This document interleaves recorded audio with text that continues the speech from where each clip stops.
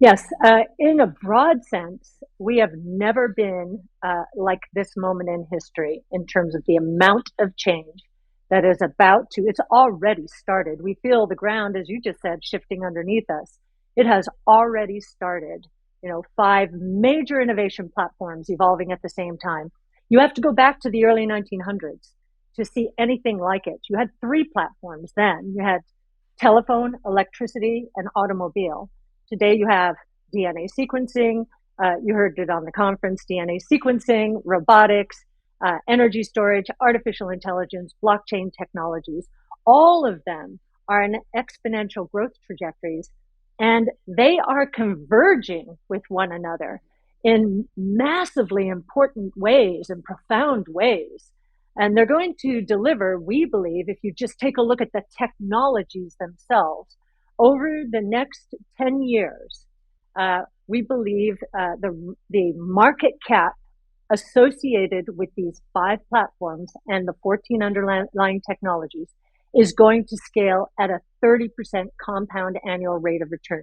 These are astonishing rates of return. And if you're a good stock picker, you'll probably do even better than that if you're focused only on innovation.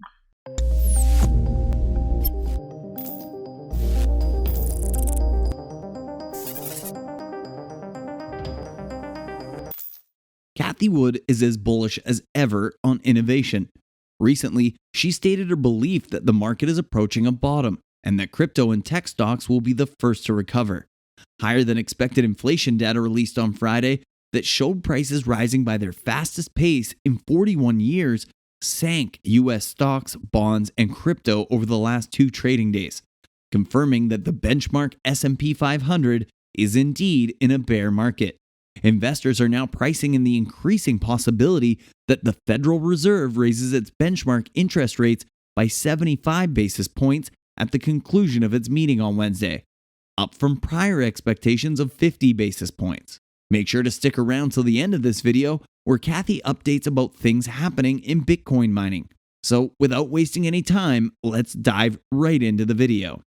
And we can add another wrinkle here, part of our research, which we talked about during the conference, which is, with the way the electrical grid is evolving, we could see Bitcoin mining become a part of that infrastructure, so that here in St. Petersburg, for example, we fill up our energy storage units quite easily because it's so sunny here. The overflow could go to Bitcoin mining, which would accelerate the shift towards renewables because the whole ecosystem will become so much more profitable over time. Cathie Wood's flagship, ARK Innovation Fund, recently revisited its 52-week lows of around $36 per share amid the latest slide in the tech space. Indeed, the tech-heavy Nasdaq has shed over 30% from its highs, while the S&P 500 is off 22%. Speculative hypergrowth stocks like those featured in the ARK line of funds have imploded, seemingly mirroring the Nasdaq index when it crumbled during the dot-com bust. With the Federal Reserve poised to deliver a colossal rate hike, many of the remaining tech investors have thrown in the towel on some of their more speculative and unprofitable stocks ahead of time. Undoubtedly, the Fed has one tool to combat inflation, and it's using it even as it sinks the stock market deeper into a bear market. With shares of ARK now off more than 75% from their 2021 highs, it's quite a surprise to hear that Cathie Wood is still active, buying her favorite innovation stocks on the dip, while continuing to keep her investors in the light. She's an incredibly transparent investor, and that's a main reason why many investors are staying aboard Cathie's ARK as it sinks. Well, I think China banning mining was very helpful in that regard. Yes. And so the U.S. was the biggest beneficiary of that. I think 34 or 5% of the mining now is taking place here in the United States, and Kazakhstan also. So we're seeing people like Elon Musk and Jack Dorsey, who both care an awful lot about the environment, trying to figure this problem out. And in fact, what I just mentioned about Bitcoin becoming a part of Bitcoin mining becoming a part of a utility ecosystem came out of research that we at ARK had done, led by Brett Winton, our director of research, and Yassine Elmandra, who's our lead crypto analyst. Working with Square, we were able to dimension how much the solar and wind would proliferate, how much faster it would proliferate with Bitcoin mining as a part of the ecosystem, as opposed to without it. And I think that research is starting to bear fruit. We're seeing utility ecosystems. They're getting the plot, and they're looking for new ways to profit. And in the meantime, or in the process, they will be accelerating the shift towards renewables. Ironically, given the way people talk about Bitcoin. During the dot-com bust, tech imploded, but it was also the first to bottom out and sustain a recovery. Could the same happen this time around? We'd argue that it's likely, given the market's propensity to overshoot. High multiple growth stocks clearly overshot to the upside in the middle of 2021, and today we wouldn't be surprised if they overshot to the downside, with many imploded growth stocks now sporting valuations comparable to your average dividend-paying value stock. Well, in Big Ideas, we describe this by using the term revolutions. There are 3 revolutions taking place simultaneously right now. One is a money revolution. One is a financial services revolution. And one is a next generation internet revolution.